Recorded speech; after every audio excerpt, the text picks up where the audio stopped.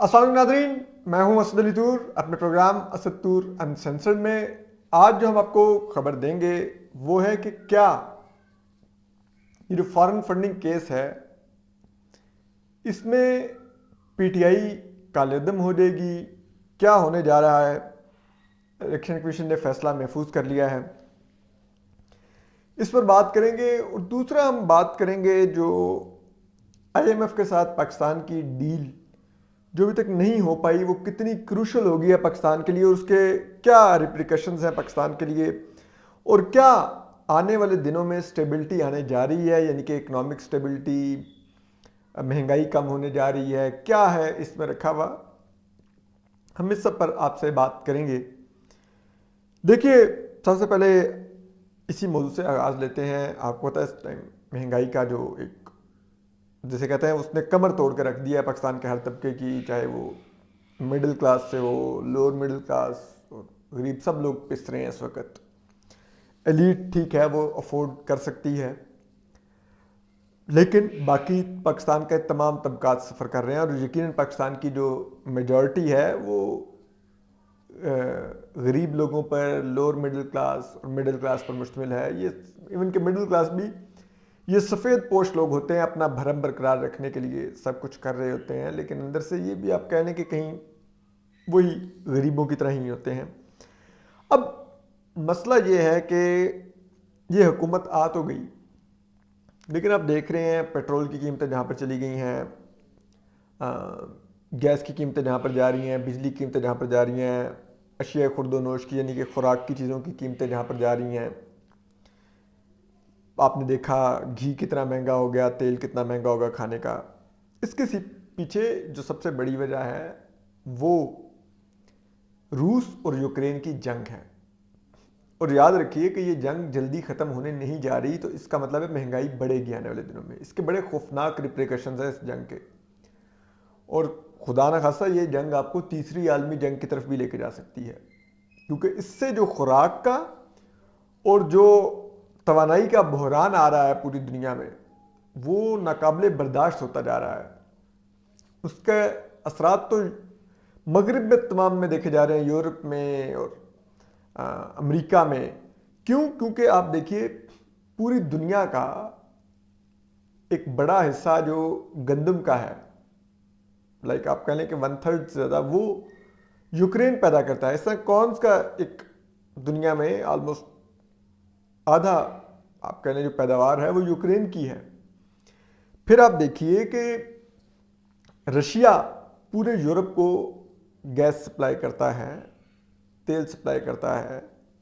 अब इस बहरान के बाद जब यूरोप और अमेरिका ने बहुत सख्त पाबंदियां लगा दी हैं रूस पर, तो रूस ने भी जवाबन तेल और गैस की सप्लाई बंद कर दी है यूरोप को। उसके बाद यूरोप अब अल्टरनेट के तौर पर जो एलएनजी और दीगर जो उस पर जा रहा है अपनी एनर्जी ज़रूरियात को पूरा करने के लिए, वो ज़ाहिर बात है कतर और दीगर अरब ममालिक के पास है। और जब अब आप सोचिए, अब कतर से हम जैसा गरीब मुल्क भी एलएनजी लेता है, हमें अगर आप अंदाज़ा लगाइए कि हम 20 रुपये में बिलफर्ज एक एलएनजी की शिपमेंट लेते थे, वही शिपमेंट कतर की अगर यूरोप में 100 रुपये की बिक्री हो, तो यूरोप को क्या, तो कतर को क्या लगता है कि हम जैसे गरीब मुल्क से वो भी उधार 20 रुपये की एलएनजी बेचे, वो 100 रुपये की को ना बेचे जहाँ पे उसको 80 रुपये मुनाफा होगा। तो जाहिर बात है उनकी प्रायोरिटी सिस्टम यूरोपीय ममालिक और वेस्टर्न कंट्रीज़ हैं, और हम बेशक ये मुसलमान मुल्क ये सब कुछ ये रिश्ते बताने को होते हैं। तो उस वजह से यहाँ पर आपके पास एनर्जी ज़रूरियात के लिए नहीं उतनी एलएनजी आ रही, ना ही उतना फर्नेस ऑयल आ रहा है, जिस वजह से आपके पास बिजली की पैदावार कम होगी और लोड शेडिंग शुरू हो गई है। और आपके पास उन महंगे दामों ये तमाम ऑयल और एलएनजी खरीदने के पैसे नहीं, क्योंकि आपके जो फॉरेन रिजर्व हैं वो ख़तरनाक हद तक गिर चुके हैं। यानी कि अब स्टेट बैंक ने कह दिया कि आप $1 लाख से ज़्यादा बाहर नहीं ट्रांसफ़र कर सकते। उसके लिए पहले इजाज़त लेना होगी, वजूहात बतानी होंगी। जो एलसीज खुल रही हैं उसमें जो प्राइवेट बैंक्स हैं वो जो वहाँ पर मौजूद जिनके फॉरेन करेंसी अकाउंट्स हैं उनसे डॉलर ख़रीद के तो वो पेमेंट्स करवा रहे हैं, यानी कि वो फिर महंगे डॉलर ख़रीद रहे होंगे। तो जब महंगे खरीद रहे होंगे तो इसका मतलब है कि उन्होंने कल को रिटर्न करने हैं, तो फिर وہ ڈالر مہنگا ہوگا تو ان کو بھی آئیڈیا ہوگا کہ ڈالر کی قیمت مزید بڑھنی ہے. تو یہ ایک ایسی صورتحال ہے جس میں پاکستان اس وقت پھنسا ہوا ہے. اور جو ہم جب بھی ہمارے یہاں گندم کی اور آٹے کی قلت ہوتی تھی ہم یوکرین سے خریدتے تھے 5-5 لاکھ ٹن 7-7 لاکھ ٹن. اب یوکرین میں جنگ لگی ہوئی ہے, روس یوکرین کے جو گندم کے گودام ہیں ان کو ٹارگٹ کر رہا ہے اور یوکرین ایکسپورٹ بھی نہیں کر پا رہا گندم. تو ایسے میں ہم اس گندم سے بھی محروم ہیں, دیگر اشیاء خوردونوش سے بھی محروم ہیں, اور یہ صرف ہم نہیں پوری دنیا محروم ہے, جس وجہ سے خوراک کا بحران بڑھ رہا ہے اور خوراک کی جو چیزیں ہیں ان کی قیمتیں بڑھ رہی ہیں. تو جب پوری دنیا میں بڑھ رہی ہے تو یہاں پر کیسے کم ہوں گی؟ یہاں پر بڑھنی ہے, لیکن ہمارے میں اور دنیا میں فرق یہ ہے کہ دنیا میں پھر بھی وہاں پہ فی کس آمدن بہت بہتر ہے لوگوں کی, وہ افورڈ کر سکتے ہیں اس کو. ہمارے یہاں پہ پاکستان میں تو فی کس آمدن بہت کم ہے, ہمارے یہاں پہ لوگ نہیں اتنی مہنگی اشیاء افورڈ کر سکتے.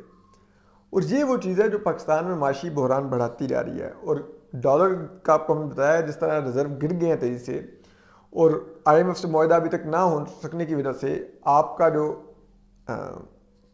ڈالر ہے وہ انٹر بینک میں 211 روپے 212 روپے پہ ٹریڈ کر رہا ہے, پاؤنڈ 260 روپے تک پہنچ چکا ہے. تو اب سوچئے کہ اب آئی ایم ایف کے ساتھ ہم نے امریکن گورنمنٹ سے ریکویسٹ کی ہے, وہ اب انٹروین کر رہے ہیں, تو ہو سکتا ہے ہمیں 1 سے 2 دنوں میں آئی ایم ایف پروگرام مل جائے. لیکن اب پاکستان اس جگہ پہ پہنچ گیا ہے کہ ہم آئی ایم ایف پروگرام کے بغیر اب سروائیو کر سکتے ہی نہیں, کہ کہیں نا کوئی آلٹرنیٹ نکلوا لیں, دوست ممالک سے پیسے لے کے اپنے اکاؤنٹ میں رکھوا لیں تو شاید کچھ چل جائے گا. نہیں ایسا ہو سکتا, اب ہم مکمل طور پہ آئسولیٹ ہو گئے ہیں. اور یہ آپ کو ماننا پڑے گا کہ پچھلے 3-4 سال کی جو معاشی پالیسیاں تھیں اس کی قیمت اب ہم ادا کر رہے ہیں. اور یہ حکومت پی ٹی آئی حکومت کا بویا کاٹنے جا رہی ہے, لیکن ان سیانوں کو بھی سلام جو جانتے بوجھتے ہوئے کہ یہ ہونے جا رہا ہے پھر بھی حکومت میں آئے.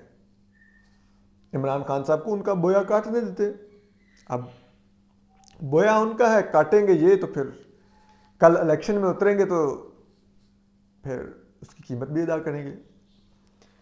تو یہ ایک بڑی خطرناک صورتحال ہے اس وقت ملک میں جاری, اور اس کا کوئی مستقبل قریب میں حل نظر نہیں آ رہا. تو عوام کو یہ آئیڈیا ہونا چاہیے. یعنی کہ آج نصرت جاوید صاحب نے جو ایک اور الارمنگ آرٹیکل لکھا ہے, اس میں انہوں نے لکھا کہ 4 سے 6 ہفتوں میں پیاز کی بھی قلت ہو جائے گی اور پیاز کی قیمت بہت زیادہ بڑھ جائے گی.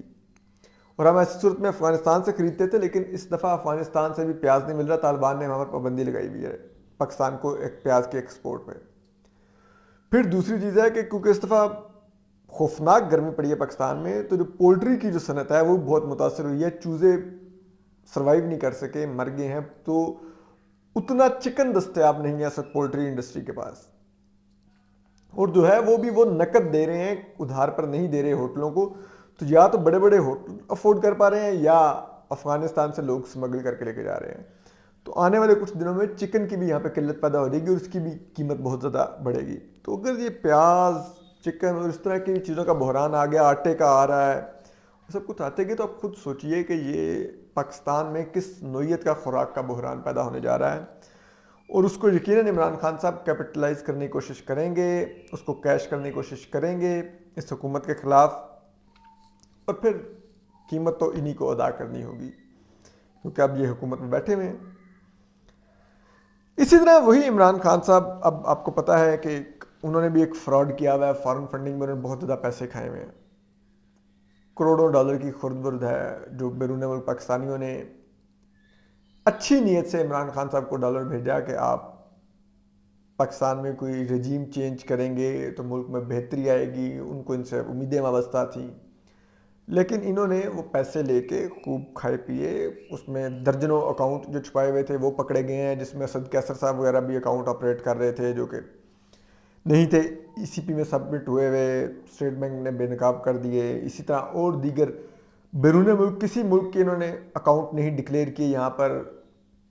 تو بڑا خوفناک معاملہ ہے. اس کا بالآخر تقریباً 1 دہائی کے بعد وہ کیس میں فیصلہ محفوظ ہوا ہے.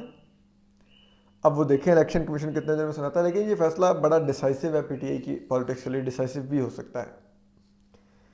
اگر ممنوع فنڈنگ जो कि अब साबित भी हुई है कि इंडियन और इजरायली शहरियों से भी इमरान खान साहब ने फंडिंग ली है।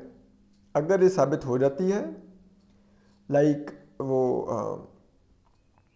जो इबराज वाले नकवी साहब थे, उनसे भी अब वो उनकी तो पकड़ा गया कि वो उन्होंने क्राइम किया, फ्रॉड किया अमेरिका में बिल गेट्स फाउंडेशन के साथ। तो अगर एक उस तरह के कन्विक्टेड क्रिमिनल से भी आपने पैसे लिए हैं, यानी कि क्रिमिनल से, गैर मुल्की शहरियों से, हुकूमतों से पैसे अगर आपने लिए हैं, तो आपकी पार्टी कालेदम भी हो सकती है। तो अगर ये पार्टी कालेदम होगी तो ये बहुत बड़ा धचका होगा इमरान खान साहब की इलेक्टोरल पॉलिटिक्स के लिए। वो मूवमेंट तो फिर भी शायद चलाते रहेंगे, लेकिन शायद वो इलेक्टोरल पॉलिटिक्स में उनकी वो पोजीशन ना रहे, जो कि पहले भी बहुत वीक हो चुकी है। उनके जो मेजर जो जोड़ तोड़ करते थे उनके लिए जहांगीर तरीन, अलीम खान और चौधरी सरवर, वो छोड़ के जा चुके हैं। बाकी उनको एस्टेब्लिशमेंट की सपोर्ट होती थी, वो उस तरह से इस वक्त मौजूद नहीं है। बल्कि वो तो जिस किस्म के संडे को भी जो बैनर्स और जो लोग वहाँ पे गए हुए थे, जिस किस्म की नारेबाजी करते रहे, वो महंगाई के खिलाफ इमरान खान साहब ने एहतजाज की कॉल दी थी, लेकिन वहाँ पे सारी गालियाँ उन्होंने फौज की क़यादत को पढ़वाई। तो ये भी एक बड़ा फैक्टर है जो इमरान खान साहब का सियासी मुस्तकबिल तय करेगा आने वाले दिनों में। और यही अब हम देखते हैं कि किस ऊँट ये करवट बैठता है। हम आपको अपडेट करते रहेंगे। अपना ख्याल रखिए, सलामत रहिए, अल्लाह हाफिज़।